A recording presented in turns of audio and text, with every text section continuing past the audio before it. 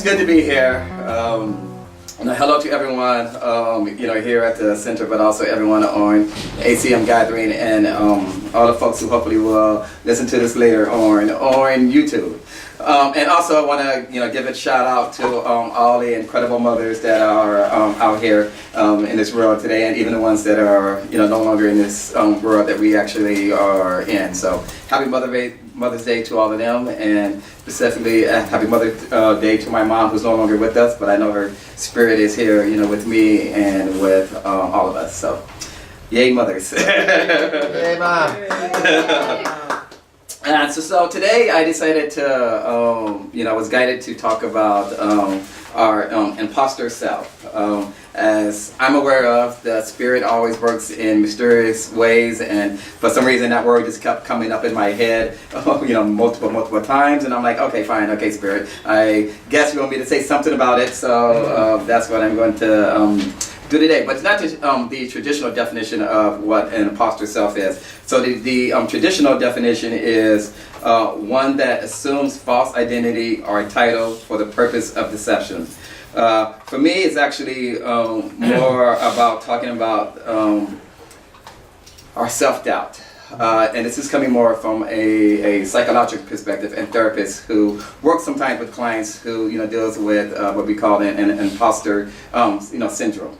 Mm-hmm. And so it's more looking at it from that perspective when I'm talking about our imposter self, because it's about our own self-doubt, and how about when we accomplish something, but for some reason we don't believe that. We feel like we are a fraud because of that, even though everything has shown that we're not. But because of something internal going on with us, we don't believe it. We don't accept it. And so that's what I want to talk about today, because I realize, and that that's something that I have come across my mind many times throughout the years that I've actually been in this world.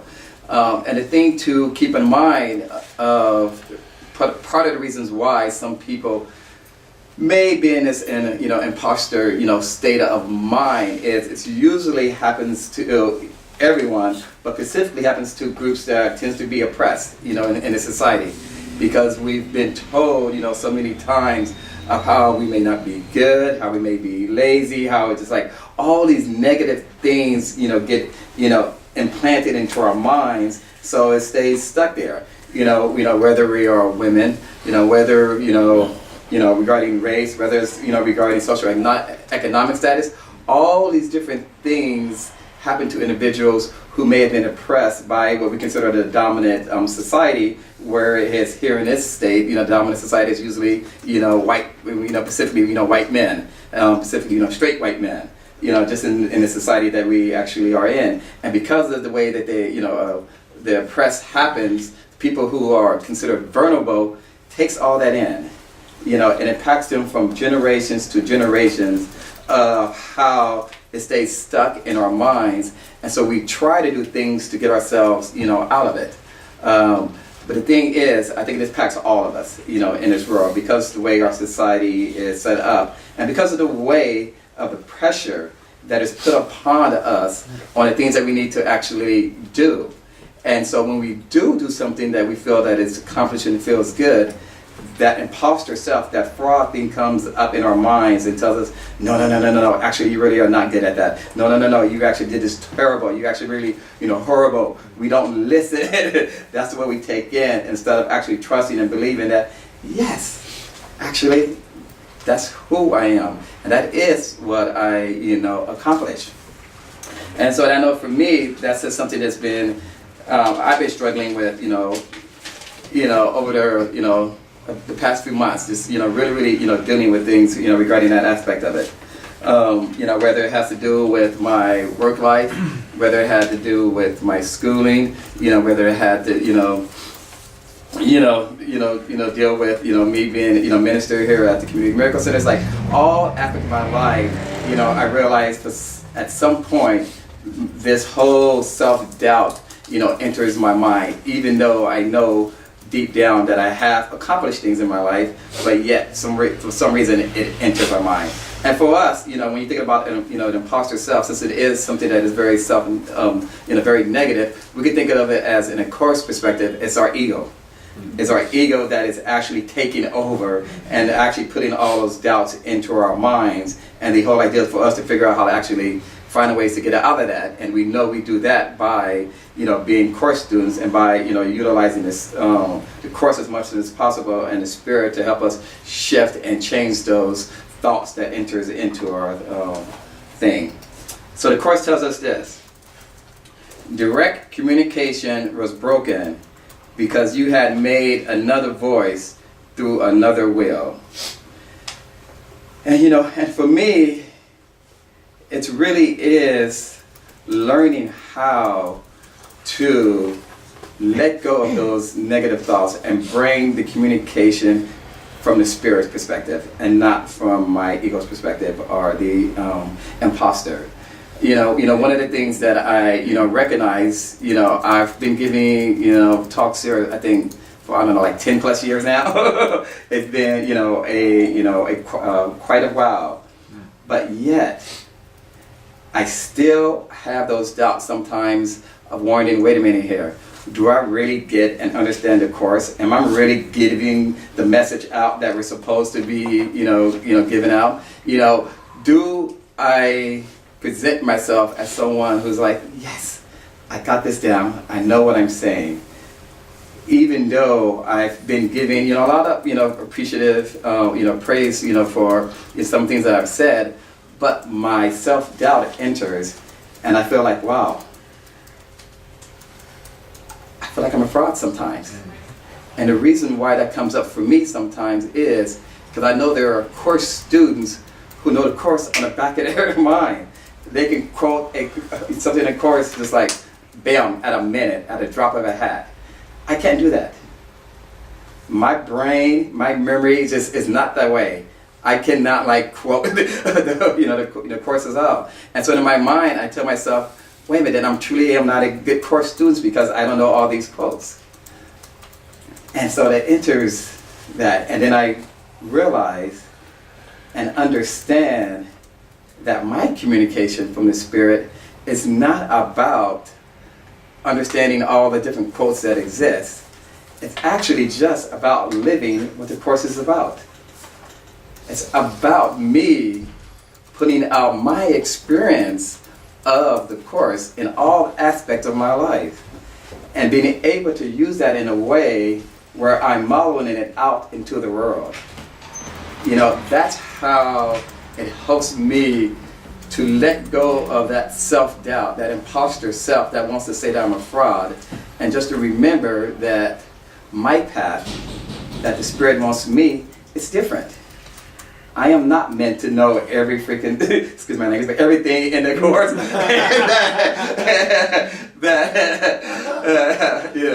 that is out there, and to be able to quote every single thing. No. My purpose is just to live it to the best of my ability that the course has set out for me, that the Spirit has set out for me. And so that's what I had to, remember and to, accept. And, and that's hard sometimes. But I'm getting better at being able to do that and to understand that. You have chosen to be in a state of opposition in which opposites are possible. So the truth of the matter is, all we have to do, all I have to do is to be able to live the life that the course has set for us. And to allow myself to fight against those thoughts that enters our minds and wants to tell us differently. And to understand that I don't always have to know every single aspect of things or every single aspect of the course. I can choose how I perceive things. I can choose to go into my spirit mind instead of my imposter mind. That is up to me. That is up to us.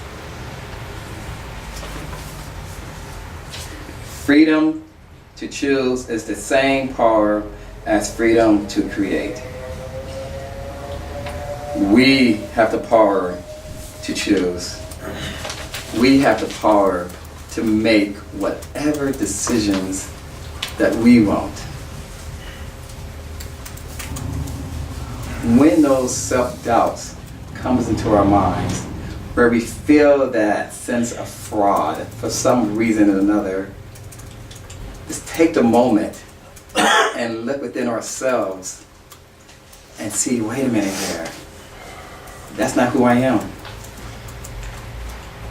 I am an incredible musician, just absolutely remarkable, a remarkable leader of a center that is continues to blossom, and an individual who loves teaching, no matter how challenging that can be, or someone who does incredible body work to heal, an incredible artist when they put their minds to it. That's who we are. But yet, that imposter self wants to enter that and try to teach us differently regarding that. That's not who we are. The voice they put in their minds was not the voice of His will, for which the Holy Spirit speaks. This quote came at the right time that I needed. As many of you know, I got a new position at my job, which I love very, very much, because I fought for it for many years and finally got it. But then I realized that there are times where I doubt that I should be in this position, where I question that. But then I know that I was meant to be there.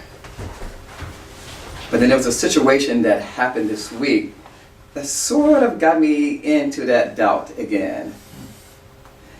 And partly that has to do with, because the work that I do is looking at health disparities among African American, here in San Francisco.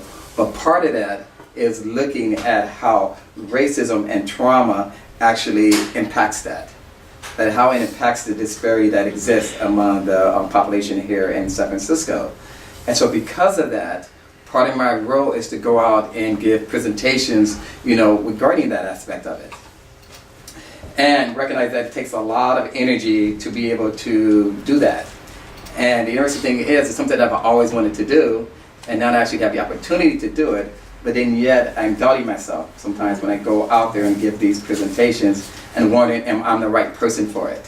Wondering, am I giving a message that is really needed, within all the different communities that, exist here in San Francisco, just to have the, awareness of it. And so what happened this week was, I had to give a dry run to this group of people, because I'm going to be giving a bigger presentation to them on May 21st. But beforehand, they wanted you to give an overview of what you want to talk about. So I went in and I gave the overview to these individuals. And so after I gave my presentation, then they gave me their feedback of what they thought of the presentation.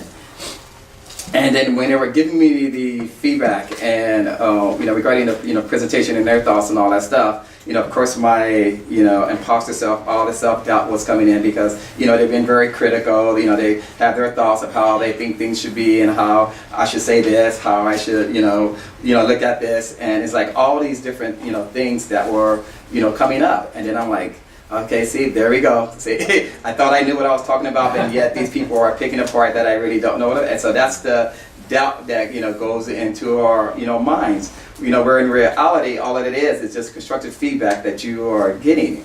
But also what was happening for me that I had to recognize is that I was becoming frustrated and a little annoyed with some of the questions, because in my mind, I felt that they did not really understand what was going on regarding disparities among African Americans, here, in San Francisco, because none of the people there were African American. And so in my mind, I'm like, yeah, you're trying to tell me, who's an African American, what I need to, do. And so I was like, those are things that goes through my, mind. And then what happened was there was an incident with one of my colleagues who I've worked with for many, many years. Then he said, well, I think what you need to do at the end of your presentation is to list, all the strength of black people, in the community and stuff like that. I think that's what you need to do. And then I'm sitting here, thinking, and I think he saw my reaction is, the purpose of my presentation is to give them an understanding of the disparities that actually exist here in San Francisco, which is not uplifting. It is not a positive, uplifting talk, because the fact is, African Americans have 9 out of 10 disparities, of health here in San Francisco. So it's not an uplifting talk. So it's just not. That's just the reality of it. But yet they wanted me to end with, something, about the strength and stuff like that. And so they saw my reaction regarding that. And so my first response was that, I'll talk to you about it, later. And so they went on and talked about other things. But in the meantime, I was seething inside. It just something just did not feel right, and part of it was my own internal, dialogue that was happening in my mind, my own self-doubt, me feeling like, okay, maybe I am a fraud because I'm not really presenting this the way that it's supposed to be presented. It's like all those things that, came up. But then the Spirit spoke and said, you need to address this, that you can't just let it, go by. And so then I, went back and then I did address it. I let them know how I felt about, what they had to say regarding my, presentation that was, happening regarding that. The Course tells us this: the call to return is stronger than the call to depart, but it speaks in a different way. So I could have easily departed and easily said, okay, do what I usually do, let it go, and not, address it. But that's not the purpose. The purpose is for us to address the disparity that exists, to address how racism and trauma impacts that, and not to sugarcoat it and just put it, to the side. But it is not my role to continue to educate them about what the strength of the black community is. That's not my role. It's up to them as providers to figure that out themselves. And so I had to address that.